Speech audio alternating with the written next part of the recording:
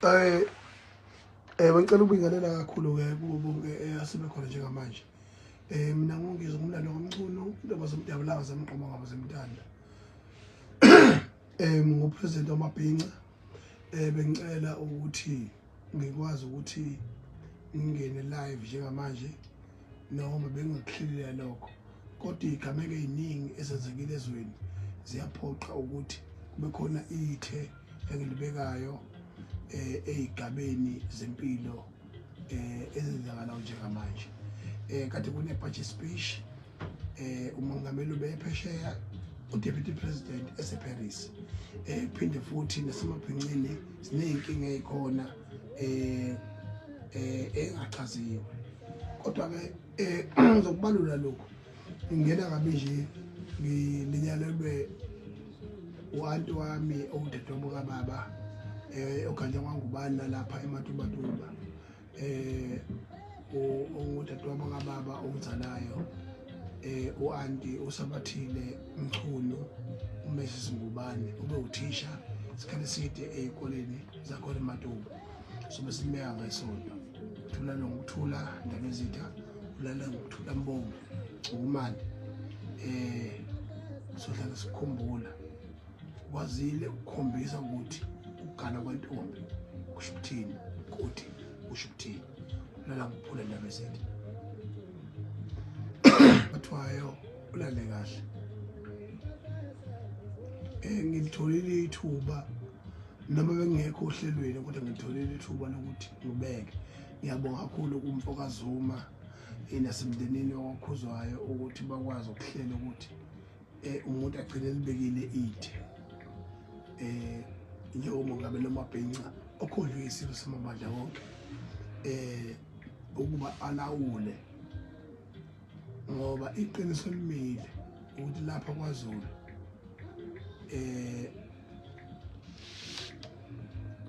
umuntu nowaphinda angena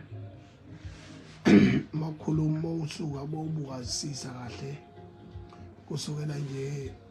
ngama 19th century 1910 abakhona uShembe owakwazi ukubumba aphinde akhulise isizwe sakwaZulu nenkolo eNingizimu-Afrika. Lokho waba umlando emini kwakhe ekhona, kodwa welanya umntwana waphinda ngena waba inhlakaza ngaphezulu komhlaba wakwaZulu naseNingizimu Afrika. Waphinde futhi wanalela umhlaba wonke ewundunankulu wakwaZulu. Emveni kwalokho into eyenzekile kube khona ubaba, uyakhumbula ukuthi abantu uma bebhinca noma benzani bebizwa ngohova, bebizwa ngenkatha ngoba beqhakambisa isiko lakwaZulu, ngoba kwakusenenzondo yokuthi umntwana waphinda ngene kade kukhongolose.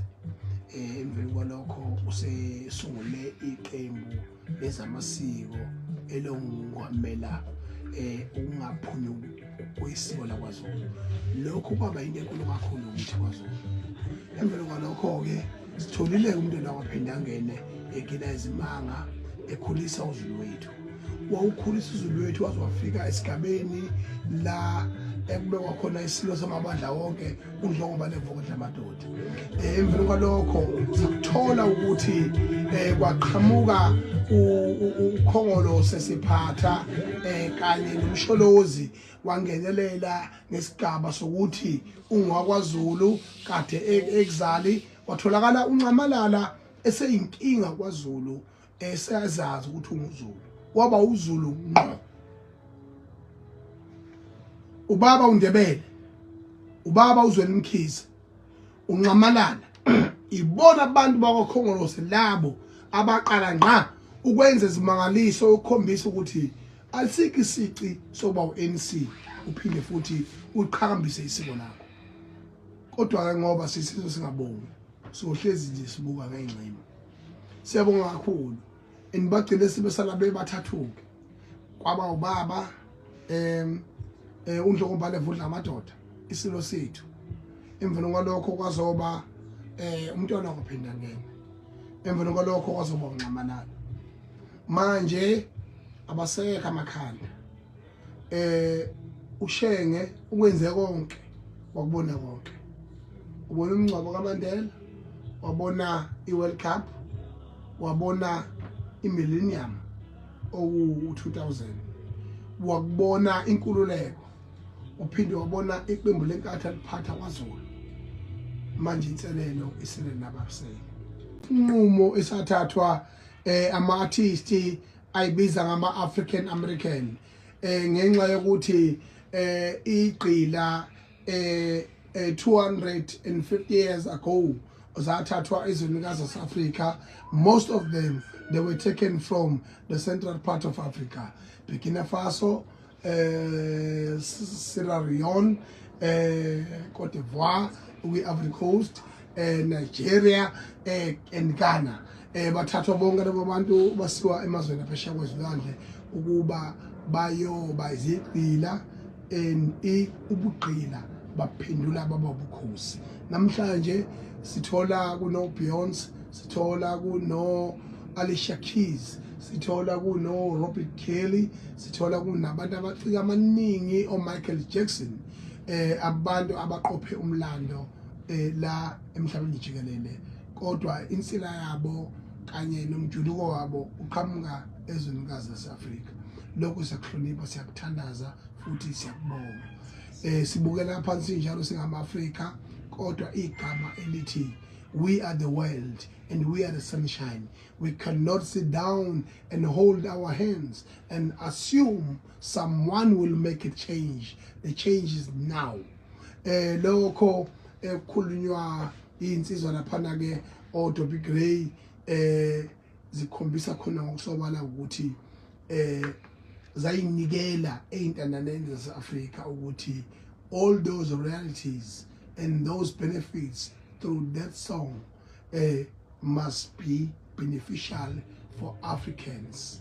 Zakhala ngaleso sikhathi. Namanje ke ukufushanisa nje inkulumo yami ngisukuma nje ukuyibongela kakhulu.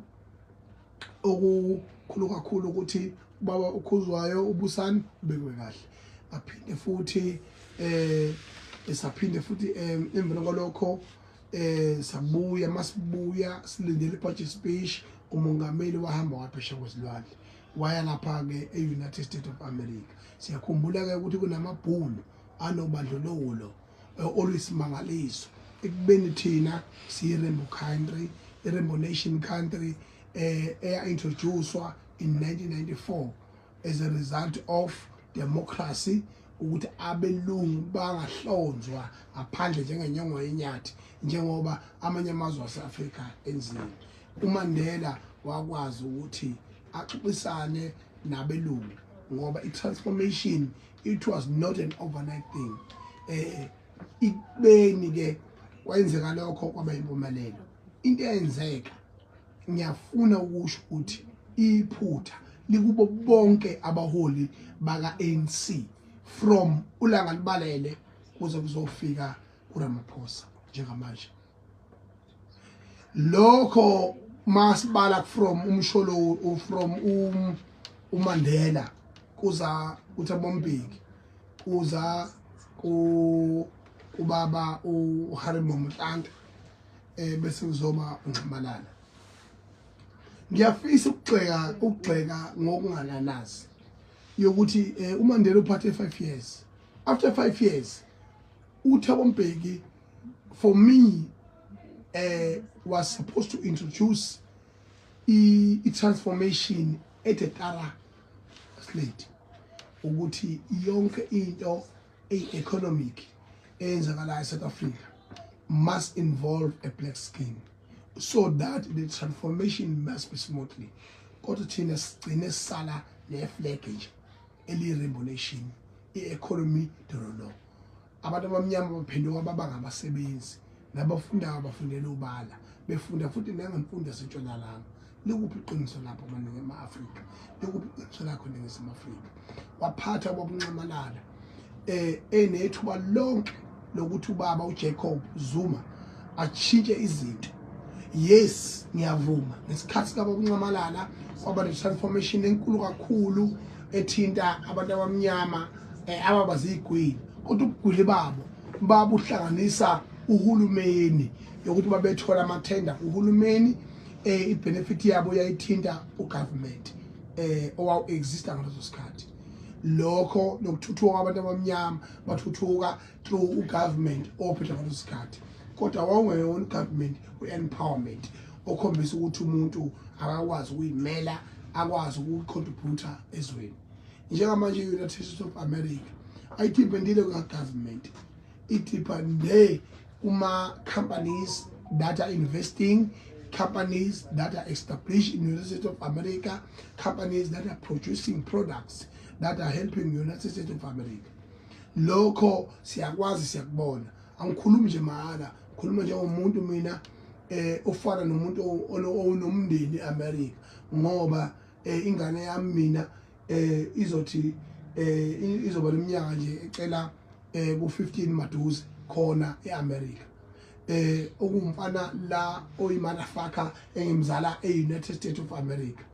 manje le attitude that has been portrayed by Donald Trump I know that attitude because I've stayed there and I know how American behaves lento eyenzekile nje namhlanje ngizoyichaza kodwa step by step njoba bengisachaza ke ukuthi i-economic transformation yenzakala kanjani and then ikuphi la siluze khona azange si-achieve into okufanele si-achieve ngesikhathi esifanele si-achieve ngayo ngakho ke mina ngiyamgxeka uMandela ngiyamgxeka uThabo Mbeki ngiyamgxeka ubaba uJacob Zuma ube nalo lonke ithuba okunye naye fanele avume ubaba uNcamalala ukuthi cha nami ngiphethe uKhongolose ngada kombuso izinto engangibhale phansi nengangibona ukuthi fanele zenzeke ngenxa ukuthi we were the collective force angikwazanga ukuthi ngiyithathe enqomo ngakhona lokho futhi sikumele iqiniso uyazi naye ukuthi it's always a collective force is not a soul made decision namanje ke uRamaphosa njobe lapha nje after 30 years of democracy wrong impela ngokuhamba nemgodoye yacindezela kusukela obaba bethu bengakazala ukuze kube manje abe amabhunu nabelungu kuyihlazo ukuthi sina sizingane singaka sibuke umdlalo namancoko bencola ngempilo zethu bencola ngokufaka abantu emhlabeni behleka bepantsana benza ama jokes about our lives including Elon Musk himself because they are using power on their hands ukuthi le power banayo uma ngabe ubeka isinko etafuleni ekhaya ukwazi ukwenza izinto engenzeki zenzeke ukwazi ukuthatha inqumo ezi-unpopular ngenxa yokuthi wena uzele ngenxa yokuthi wena ukwazi ukuprovide ukudla etafuleni leyo nto leyo iyicala elikhulu kakhulu angisoze ngayixolela leyo nto ngoba siphilile ngayo namanje sisaphila ngayo esikhundleni sesolution sithola amanyala la sitholakala khona sithandaza abelungu sitholakala khona sithandaza abachakisana ukuthi fanele benze ukuthi bangakwenzi ukuthi leyo nto leyo iyihlazo beyapi lapha na uWayne Robert ama Oppenheimer abeyapi lapha phesheya sidingo besingekho okungcono uCyril Ramaphosa bekufanele athathe i-mandate mhlawumbe kubona noma not i-mandate angazi uma i-mandate yini amakusini igama i-mandate nama ngilazi kahle ngilithatha ngoba lishiwa abantu bethi khona i-mandate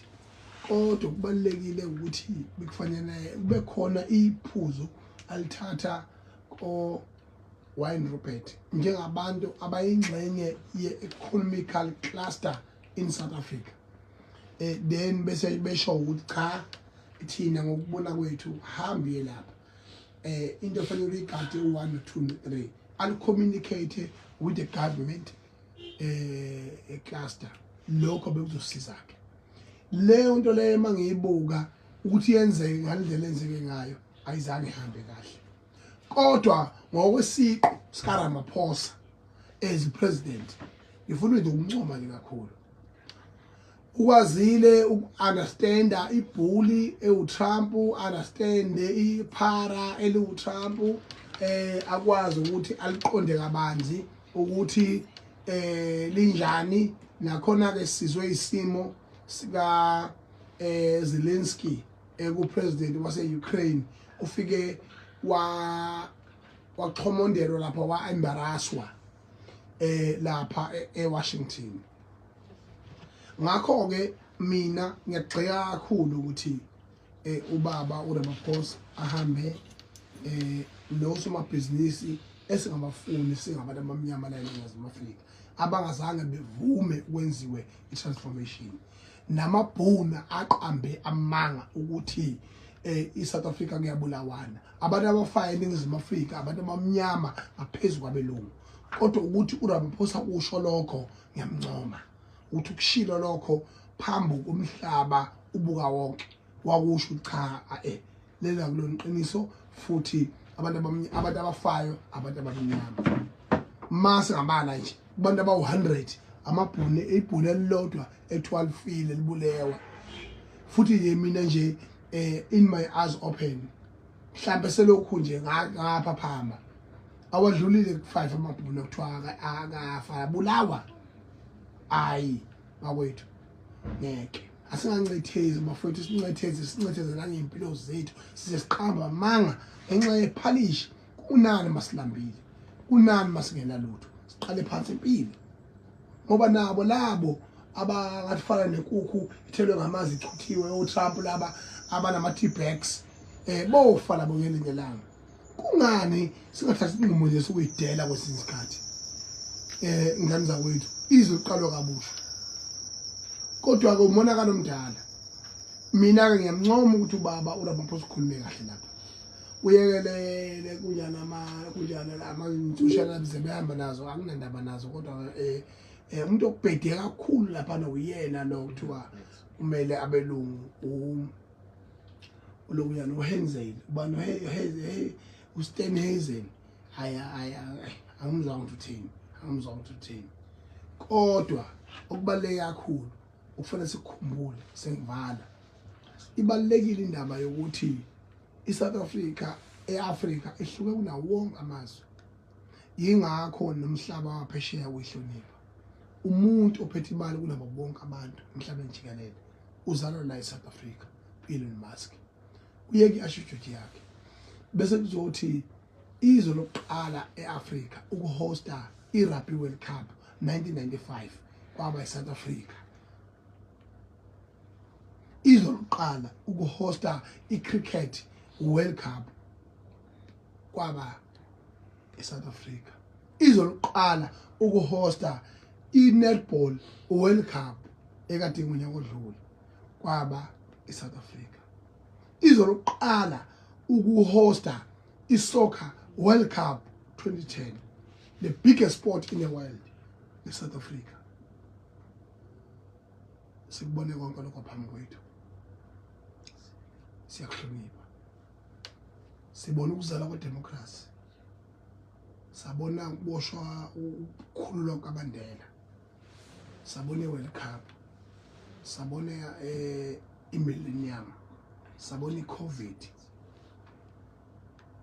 sabona kuhamba isilo samabandla wonke sabona kuxoxwa isilo samabandla wonke yini enye sifunayo ukuthi lo mlando usebenze ekuthenini ube yihawu yokuvikela uma sesiba namawala ngiyacela ingane zakwethu ukuthi kulokhu umongameli abekuyele phesheya simnike ithuba ngamabomu ngenxa ukuthi bahluleke bonke bobahlanu kanti bephethe uhulumeni la eNingizimu Afrika bahlulekile ukutransforma i-economy bevele bebadinga abamhlophe ukuthi bancenge lapha ngoba namanje basinenkinga yebudget nje ingoba vele akuzange i-transformation yenzeke kahle we will be the most affected in South Africa. Sengiphethe ngithi ebizimali sibe kwaba le confrontation edalwe othisha bakhona bephenika sibe sinaso sizabona sikhuluma ngendaba yokuthi akuvikelwe izingane zasebizimali sikhuluma ngendaba yokuthi akuvikelwe isikole umlando waso emvelo kwalokho siyeza kuthiwa useboshiwe umgulukudu masifika eThekwini sisajabula sizothuka siphunyulile ekade boshiwe maranehili siyabonga ukuthi namhlanje umgulukudu owasebizimali useboshiwe ngimthikile ubaba usenza umculo ukuthangi yakubudget speech njengongqongqoshe wezamaphoyisa kuzolonke wathi uzosukumela ngayo yonke indlela lo daba wathi uzothintana nobaba umkhwanazi ophethe iprovince angazi ke noma kuyimphumela lokho noma kuyimphumela yokusebenza kwamaphoyisa nje in general ngokuyikhandla kodwa makunjalo thina sinendaba nokuthi ubani olekelelile into abalekele ukuthi kubona ubanje umkhulukudu ngoba sifisi ukuthi isithunzi sesikole esingebizimali sishabalale nganza kwethu siyathanda siyacela ukuthi lokho kwenzeka eMelika esikwamukele ngamabomu nje bese engqondweni zethu kujula ukuthi itransformation ibaluleke kangakanani sikwazi ukuxhupha ngeColgate esingazi iqhamukapi sikwazi ukudla ama-conflict esingawazi iqhamukapi asikwazi uphunga ikhwapha nge-roll on esingazi iqhamukapi nganza kwethu siyibabe la engelele khona nijaha ukuyophakela iy'ngane ey'koleni nje nijahe ukwakha imigwaqo nje nayo nemayini yehlabathi abelungu basiphethe basiqoqobele futhi sebayasazi last week khona you give them money they forget and they go overseas and explore life they forget about building their roots and making sure that they don't suffer more and the next generation prospers.